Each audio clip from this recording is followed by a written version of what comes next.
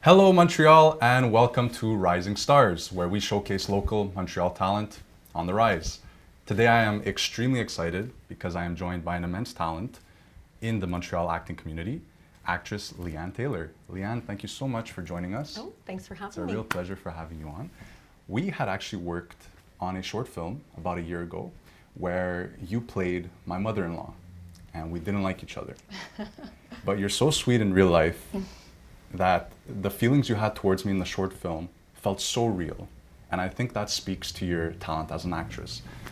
Recently, you had played in a play, Heartbeast. Tell us a bit about that because you played a mother in that play as well. Yep, once again, a mother.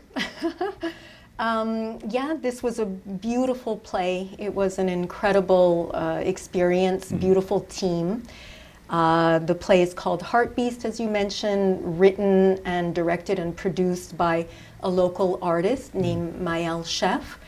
And it's the story of a transgender teen who is on a journey to self-discovery and self-acceptance. And I play the mom who's also on that journey, you know, accompanying my child, not quite understanding at first why they seem unwell, depressed, unhappy, lost. And I just play quite a sweet, caring, open mom who's really just trying to do her best, even if she doesn't really understand, you know, all the reasons of why my child is not in a good place, and supporting them when they finally are able to speak their truth, you know, and I just back my child all the way.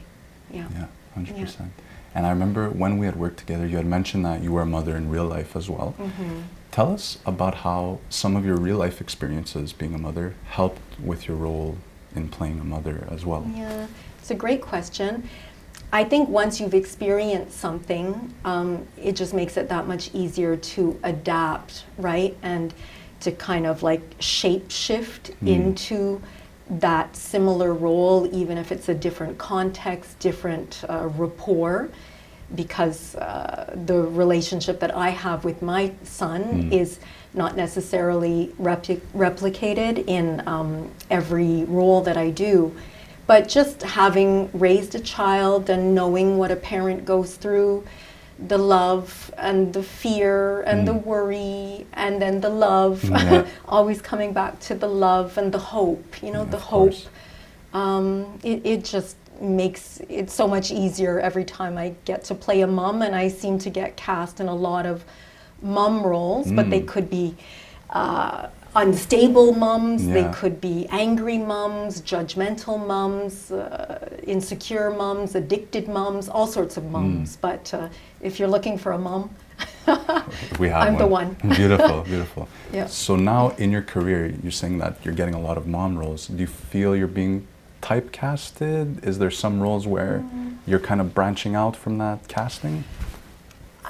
I don't know. I mean, yeah, I do play a lot of moms, but I've also played like a cannibal, a cannibal killer, chasing people in the forest, trying to murder them and eat them. Yeah. I've played a hooker, addicts. I've played all sorts. It's hard to even remember. Roles that I tend not to get cast in a lot would be roles that are like super power roles, in terms like cops, maybe cops, judges, that type. I think my sensitivity is always like breathing through my pores, and people can pick up on it. For sure. So, but I'm starting also to get roles that are power roles, but not necessarily authority figures. So like power roles, talent agents, bosses, managers, that kind of stuff. Yeah,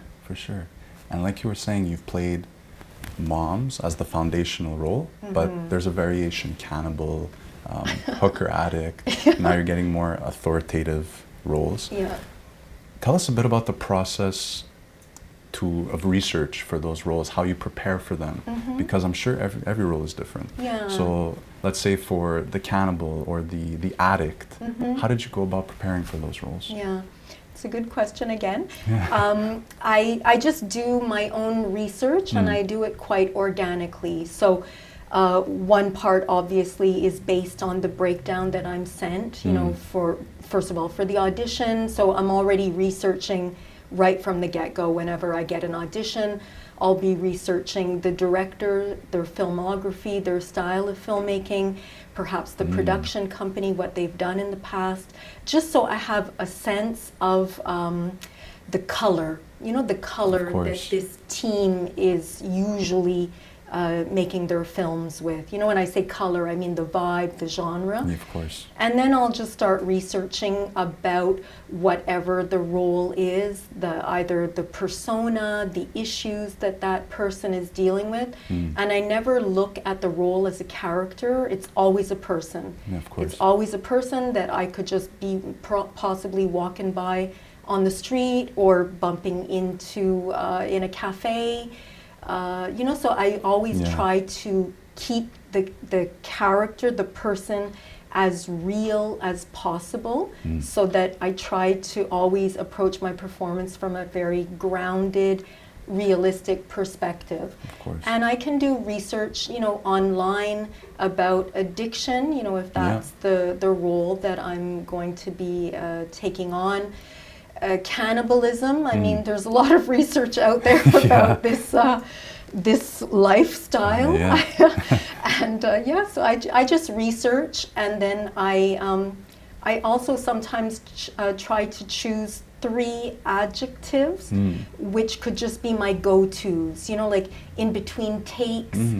Instead of letting my mind wander, I'll just try to stay connected to the character and maybe remind myself with the 3 go-tos. You know, this person is insecure, angry, and feeling very guilty. You know, I'll just try to keep that as a little reference right beside me in case I'm getting distracted, because there's a lot of chatter on set with crew and people adjusting things all around you, that it's so important for me to stay private in public, you know, to stay in my little bubble world, so that myself and the character, or myself and the person that I'm playing, we're always fused together no matter what's going on around us.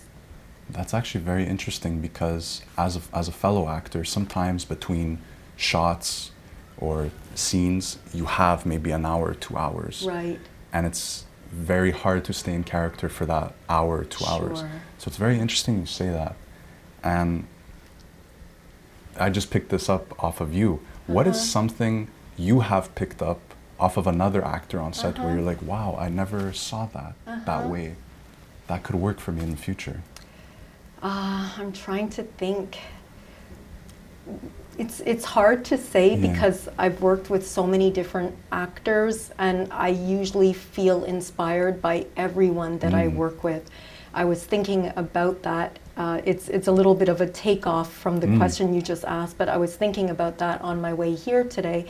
Just thinking, even amongst any coaches that I've ever worked with, teachers, I will always keep something from every teacher, every coach that I've ever worked with, and kind of just fuse it all into my own style now over the years.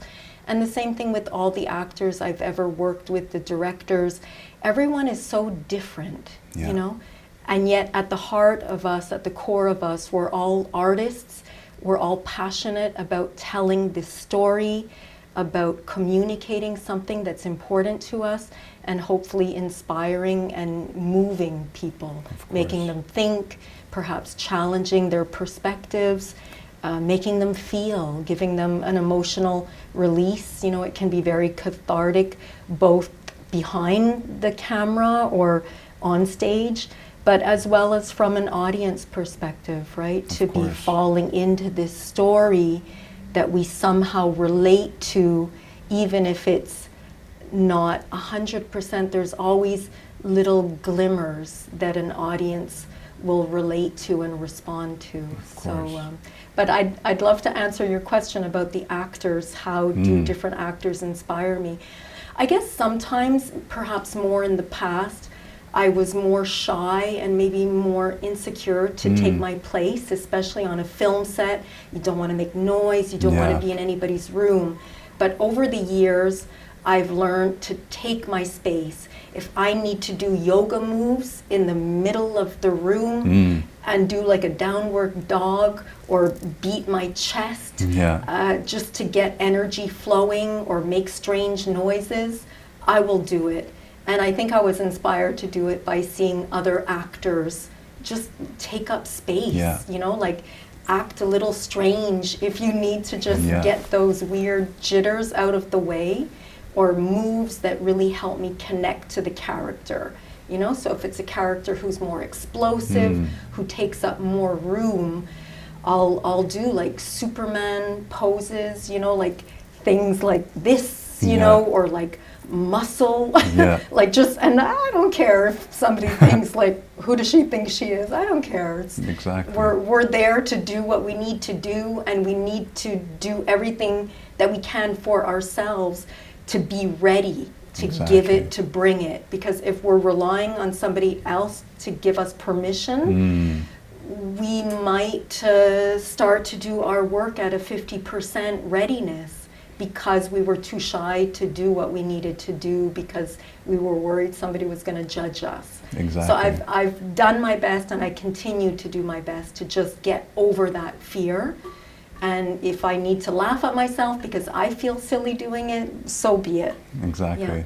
Yeah. It's wonderful you say that, because I've kind of dealt with that as well on set, where I feel there's so many people around. Am I gonna look silly? Am I gonna look bad? It doesn't matter at the end of the day. Your job is to convey the best performance on camera. Absolutely. And it's interesting you bring up coaches and training, because I want to kind of segue into that. Tell us about your beginnings training for acting. What made you get into acting? I've always loved acting. I always wanted to be an actress. You know, the typical sob story, my parents said, nope, not gonna happen. Because back in the day, there really wasn't much of film production. Like there wasn't too much films being produced in Montreal at that time. More theater than film. And even though my parents knew that I loved it and they recognized that I did well with it, I would win, you know, the little awards in elementary school and even high school for improv, for theater. They felt it was too risky. So I kind of went another direction. I tried to choose something that was somewhat related, and it was psychology, and then eventually into social studies, and then finally social work.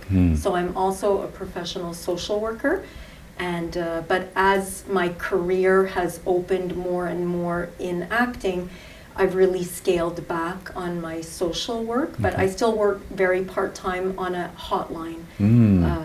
So, sorry, I get a bit chatty. It's all good. But it's many years, right? Beautiful. We're talking about many years. So yeah, my parents didn't really want me to be an actress, so I chose other field of study, which I completely love being a social worker. It keeps me so grounded and connected to all the real issues, and just very human and very compassionate for what we all go through.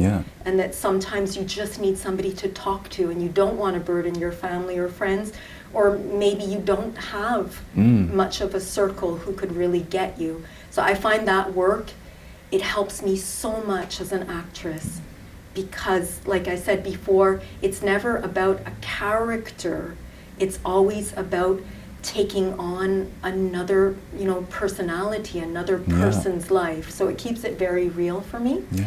And then eventually I made my way back into acting. A friend and I, who were working at a community organization, we saw an ad in the Gazette looking for actors for a community theater production. And we kind of dared each other, if you go, I'll go. And then I ended up getting cast, and then it just kept going from there. Wow. Meeting people in that production who had agents, who took acting classes, who did extra work. You know, it's like a domino effect. Of course. So that's it. I started taking some classes, and then I did extra work, and I got headshots, and then I got an agent, and then boom, boom, boom. So it happened fairly organically. Yeah. That's beautiful. It wasn't forced. It was kind of, like you said, on a whim. Yeah. That's beautiful. And I do believe what's meant for you will present itself. Of course. If you stay open to opportunities, if it's really meant for you, without the pressure and without feeling like you're in a race to get there organically, like you said, just trust, just trust and follow your gut, always, always. Yeah. Yeah. So after that first play, you kind of had the taste of performing. Oh, yes. And because I remember when I felt that, I got that first taste, I was Yeah. excited. I go, wow, this is amazing. I need to pursue this. I need to sign up for classes and train. Yeah. What were the next steps in your training after you got that taste of performance? I started taking classes with various teachers. So the studies that I did at the time were various teachers in Montreal, and then I even started going to New York on a fairly regular basis for 1 week intensives with John Strasberg. Okay. And those classes were incredible. Like, they were just incredibly formative to me as an actress, Yeah. because it was always about staying connected to yourself and recognizing what is an idea and what is perhaps impulsive behavior and impulsive choices versus what is truly impulse. There's a difference between following impulse versus following like impulsive actions. And it really taught me to just take my place, to accept my sensitivity, because sometimes back in the day I would be so nervous doing on-camera classes, my hand was literally shaking, and I would pray that I wasn't assigned a scene where there was a cup of coffee or a glass of wine in it or a cigarette, because it was a nightmare. Yeah. And I have to give credit to a Montreal teacher, Gilles Plouffe. I studied with him so much. And one thing that he told me that I will never forget, and he just made me laugh about it, he would say, so what? So what? This person is having a conversation and their hand shakes when they smoke, or their hand shakes when they drink a coffee, and we do not care. He gave me 100% permission to let my nerves just be. And the more I let them be and accept that that's how sensitive I am. And as an actress, as an artist, it's really a beautiful thing for all of us to have sensitivity.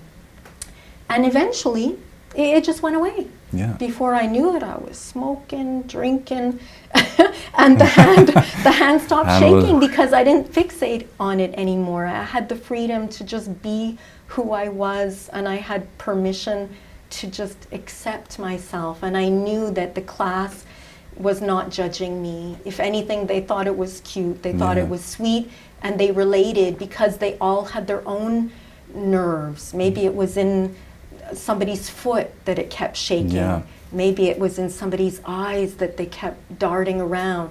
But eventually, if you just accept who you are, you know, we can breathe through it, and then it's like it channels through, and then we don't need it anymore, those nerves.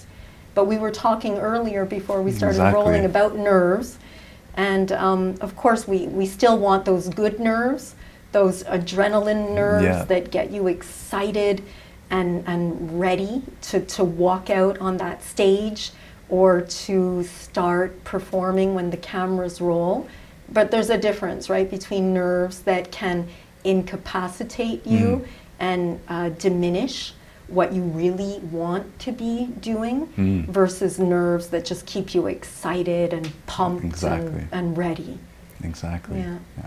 So you mentioned John Strasberg, Gilles Plouffe as teachers that you took stuff away from. Are there any other teachers in the Montreal acting community you would like to give maybe a shout out to? Because we do have a lot of beginner actors watching who may not know where to go if they want to start out.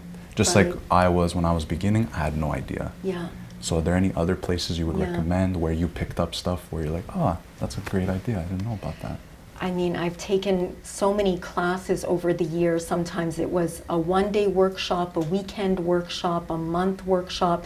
It would be hard to name everybody, but I'm just going to put it out there. For sure. If I studied with you and I didn't name you, please don't take offense. As I said before, I've certainly taken something away from every single teacher and every single coach. Annick Materne runs, I think it's still called Impro Gym or Improv Gym. They teach a lot of amazing classes like improv, mask work, scene study. I took an amazing online animation, voiceover animation class with Annick during the pandemic. We had so much fun. We were working on the Toy Story script. Everybody was assigned different roles. We laughed our heads off. It was just fun and a great way to stay connected to my art during the pandemic. I studied briefly with Jock McDonald many years ago. Great teacher, really fun.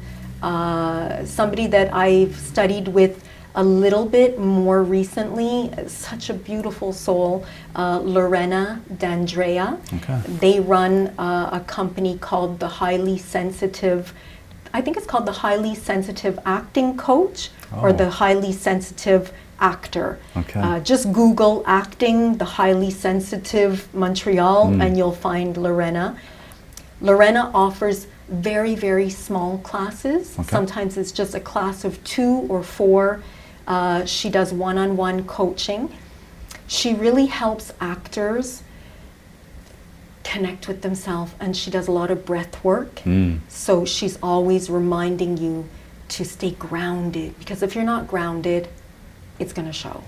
Even myself right now, I'm a little nervous. No, it's all good. And I'm not breathing as deeply as I can, so I don't quite feel as grounded. Lorena is amazing for that. So for anybody who's just starting, who feels a little shy, insecure, doesn't have a lot of experience, I would really recommend Lorena for one-on-one, super personalized, gentle coaching. She's amazing. And a quick, like, funny little, how could I, like, insert about Lorena is I was actually Lorena's acting teacher many years ago at a summer day camp for teenagers. I was teaching improv, monologues, and scene study. And years later, I met Lorena when we were both cast in a fringe play, and I played her grandmother, who was a nasty, raging alcoholic, but she forgave me. And we stayed in touch over the years, and just more recently, in the fall, I was working on a theater production called Meet Me, where I was playing quite a character who was very different than me. Very in your face, outspoken, loud, powerful. And I went to Lorena to work a little bit on my monologue, just so that she could help me find a little go-tos, you know, to just stay grounded and feel in my power. So everything came full circle. That's beautiful. That's beautiful. And thank you for that, because I'm sure a lot of actors that will watch this will appreciate that and say, okay, now we have resources we could go to, and Leigh Ann understands how we feel. If you had to speak to your younger self as an actress, what's a piece of advice you would give Leigh Ann when she was just starting out acting as Leigh Ann today? That's so cute. I love that question. For sure. Yeah, I'm very connected to my inner child. I love walking around and feeling that kid in me, because no matter how old we are, as long as we stay connected, right, to ourselves, our inner child, I think we'll be okay. We need that innocence in life to stay open and hopeful and positive and radiant. What would I tell the little Leigh Ann? Yeah. Oh, such a sweet question. Because I didn't always have as much support as I would have wanted growing up in my family. I love my parents. My father's passed away now since about 12 years. I'm sorry. They did the best they could. And, but if I could have been my own parent, I would have just said, Leigh Ann, see, I'm going to cry. Do you want to tissue? No, it's okay. Yeah, it's just such a beautiful question that I wish every actor would ask themselves. Yeah. I would just say, Leigh Ann, you are sweet and you are beautiful and people like you. Yeah. And you're okay. Yeah. And go have fun. Go play and make friends wherever you go.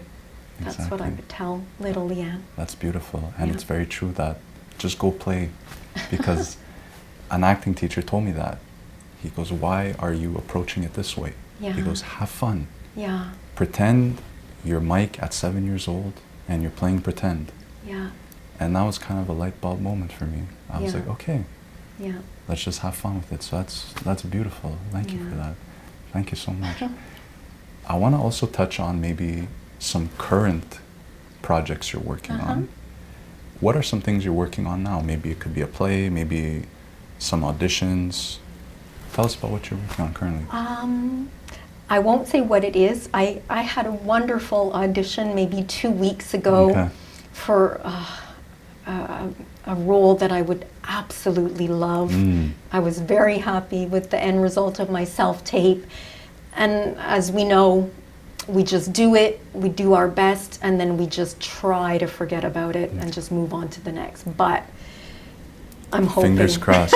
I'm putting it out there I'm to the sending universe. good vibes your way. I'm ready, I'm open, I'm waiting. Beautiful. I'm here. I'm going to be working on a French TV show called Bête Noire, Bête Noire, if I pronounce it correctly with my Anglo accent that I still can't shake, even though I'm fully bilingual. Yeah, I have 5 days working on that show in July that I'm looking forward to. I'll be playing the head of the jury. What else? I mean, I just wrapped my Fringe play after a 2-week run. We just wrapped. Congratulations. Thank you. 1 week ago on June 18th. And we were so happy we won an award. Oh. Yeah, we won the Patron's Pick, which basically translates to audience choice. So we were the most popular show on the English side of the Fringe, which is maybe like amongst 50 productions. Okay. We won, Wow. Patron's Pick. Congratulations. So I'm still kind of riding the high of For that. sure. And I'm not even sure what else right now. You know, auditioning, like I said, the French production in July, just coming off the high of the Fringe show. And this was a pretty epic year for me in terms of theater productions. Because of the pandemic, everything was put on hold and theaters kept opening and then shutting down and reopening. Yeah. And I had several roles that I was cast in that ended up kind of all getting backlogged. So all of a sudden when theaters opened for good, I've just been doing theater almost constantly. Wow. If it's okay to name them? Of course, go right ahead. Yeah, so during the pandemic when everything was closed, I was so fortunate. I booked a role in a telephone play. Oh, so, a telephone play. Yeah, What's that? it was the first time I ever did that. It was basically an audience member would buy a ticket and we would have their number. So on the given night of that performance, we would just perform from home over the telephone. We would call them, block our number. And as soon as the audience member picked up the phone, we would just go right in to the play. And it was basically an interactive monologue where I was playing a mother who had a lot of regrets about the way she had mothered because she never fully connected to her role as a mother. And so this was a mother basically calling this audience member who didn't know that they were playing the role of my deceased child. And I was calling to make amends because this mother was haunted by regret and wanted to seek forgiveness from her child. And so it was incredible. It would run for about an hour, just me and that audience member on the phone. We couldn't see each other. And I'm telling you, the connection was so real and so powerful. We would laugh, we would cry, we would just sometimes have awkward silences because of the power of, you know, the feelings that were being created or lived. So that's something that I was fortunate to book. I lose track of time, not this fall, the fall before, so fall 2021, I guess. And then, what did I do after that? I did the Meet Me production that I referred to before. That was actually just over here on the McGill grounds. It was a bit of a traveling theater piece, so the audience would walk with us. Oh, wow. Yeah, and it was interactive in the sense that the audience would get to choose and dictate which direction the play would take next for the three characters.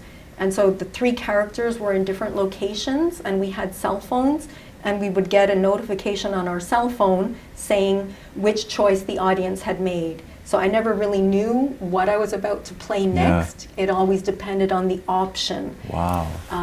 And that was an amazingly powerful play as well, all about consent in the post-Meet Me era. And I was playing a tenured university professor who was a staunch feminist. And I had two colleagues, younger colleagues, who were having a situation where there were accusations of sexual misconduct. And these two colleagues were on my research project.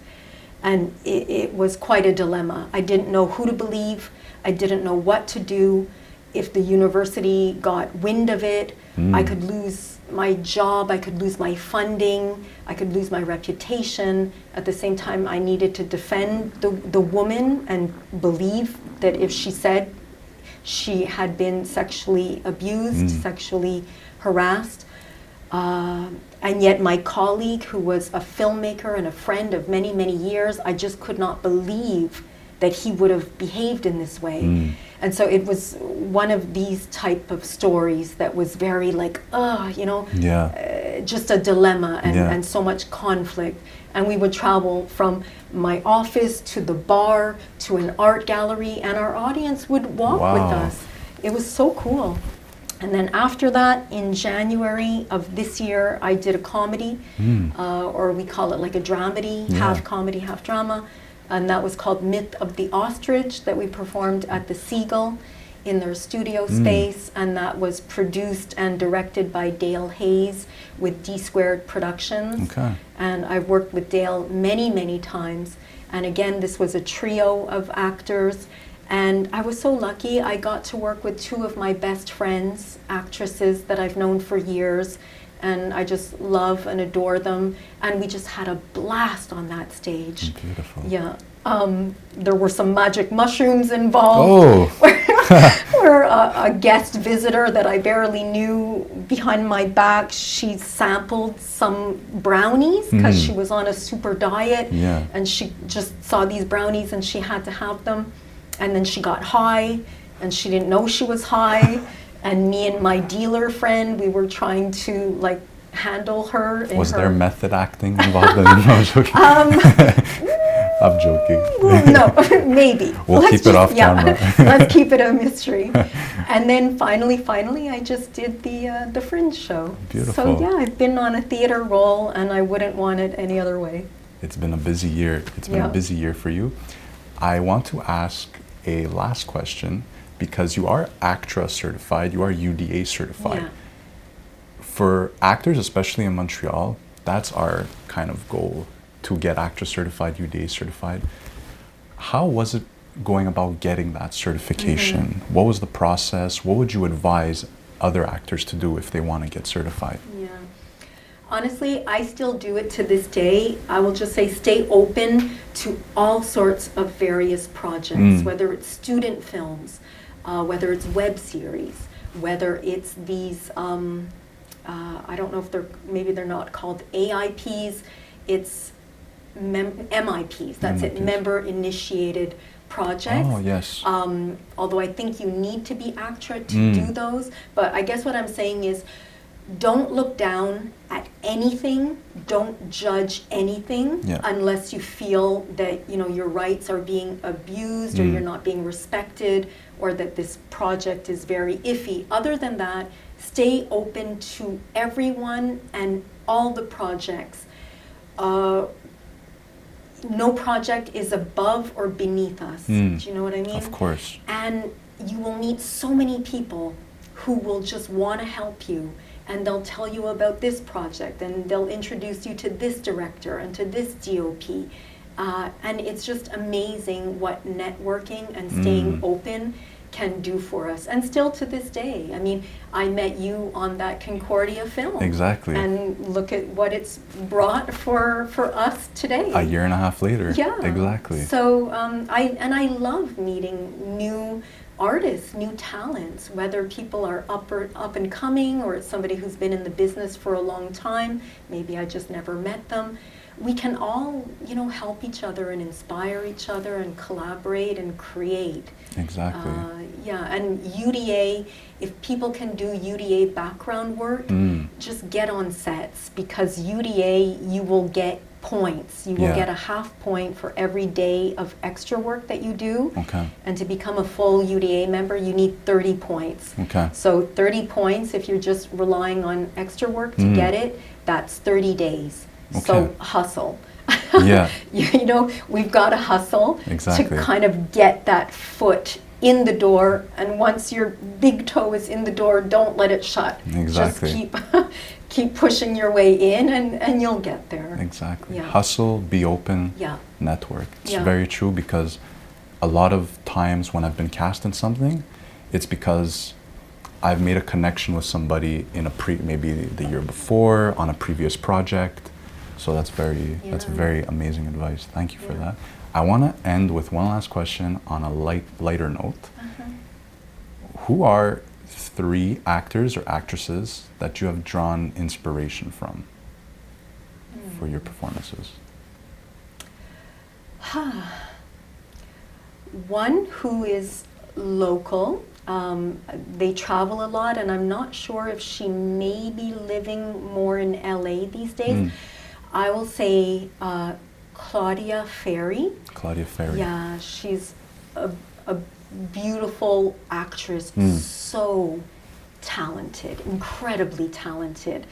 And she acts in several languages, Italian, French, English, perhaps more. Yeah. And the reason that I name Claudia is because just Google her, take a look at her demos. She is so passionate and so in love with performing and living these people. Of course. Not, like I said before, not playing a character, but living them. Yeah. From her toe to the top of her head, to the edge of her finger. It's incredible. Beautiful. And I took a intensive acting workshop with Claudia, and she, I don't know, just the way she works is so organic, and it was wild, and it was exciting, and we worked on posture, and like I walked and walked and walked in, you know, high heels just to find that character. And there's not that many classes that will give you that freedom. Yeah. Just walking, posture, mirror work, voice work. And was this in Montreal? Yeah. Oh, it was. Yeah. Okay. I believe she does private coaching. Okay. Her classes are kind of sporadic. Okay. But she would certainly teach a class, you know, if people reached out and said, I want to make like a small group, can you offer us a class? So that's one actress who's more local that I'm happy to give a little shout out to. Sure. She's just incredible for her talent, amazing. An actress, I would say on the big screen, probably Cate Blanchett. Such a chameleon. She is. Just incredible. She is. If you want to learn about performing and working, you know, in front of the camera, watch Cate Blanchett. It's incredible. All the different personas she's so able to just slip into. She's like a chameleon. And a third one, I don't know. I'm just going to say, like off the top of my head, not an actor, it's a director, Wes Anderson. Oh, I don't know. I mean, I have like a million people that I For could sure. name, but Wes Anderson is so, maybe when we talk about staying connected to your inner child, Yeah, any of their films, yeah. so colorful and I believe imaginative. Asteroid City that just came out this was. Yeah, yeah. Yeah. I want to go see that Me one. too. Maybe we could go. Yeah. Yeah, is it playing now? I think after. Let's go. Yeah. But yeah, just so inspiring for Yeah. the storytelling that that they bring to life on that screen. You know, it's like their films pop, and their films are so memorable. And speaking of, you know, characters and personalities, wow, it's full. Yeah. All their stories are full of such like memorable, fun personalities, so colorful, and I would love to be in one of their films. Beautiful. Yeah. Beautiful. So would I. That's Yeah. awesome. That's awesome. Beautiful. I know I said I was going to ask, that was my last question. Yeah. I have one more question because I feel it's important to our program. Uh-huh. As an actress in the Montreal acting community, what do you think what would you like to see more of in the Montreal acting community? What's one thing you feel is missing from our artistic community? I would say two things. Obviously, please, to the powers that be, bring us more film productions. Things are not good right now, particularly on the English side. Yeah. We just need so much more film productions to keep working, Yeah. you know, and to help actors that are trying to rely solely on their art Yeah. as their income. It's tough. Yeah. Super tough. Yeah, so enough said for that, but Beautiful. yeah, just bring it. Awesome. Awesome. And one other thing that I notice, and I'm just going to say it, is I would really love and encourage all artists, all people in the entertainment industry in Montreal, whether you're behind the camera, producing, directing, whether you're a theater actor, whether you mainly rely on commercial work, film, anything. Let's just open, let's just stay open and maybe step out of our little cliques. You know, there's all little groups. Yeah. And just support each other. Just take a moment, whether you even know that person or not. If you see they've got a play coming up, if you see they've got a demo, share it. Like, what does it cost us? Yeah. Share it, support people, be a cheerleader for everyone, including ourselves. Of course. I think the more we give, the more we support, the more we encourage, what you put out, it comes back to you. And I'm 100% positive that so many times when I've just felt like it, I've supported, I've shared, I've liked, I've maybe recommended somebody without them even knowing it. Or sometimes I send private messages with, you know, opportunities for auditions that I see. Maybe an actor that came to my play and I met them after for the first time, a young actor just graduating. Yeah. Like, hey, check out this role, go for it. I would love it if we could be more communal in that way. Many are. Exactly. But what I mean is outside of our little cliques. Exactly. Let's just let it flow. Of course. Yeah. I think that's beautiful. And I'm going to give a shout out to our director, John, because that's exactly what he says, that the Montreal acting community is missing unity. And that's really the goal behind the show that he's created. Yeah. And I'm very proud to be a part of it. And I'm super happy that you've come on today. Leigh Ann, thank you so much. My pleasure. I appreciate it was great. Thank you Yeah, it was very fun. much. It was. It really was. Thank you. Okay, thanks.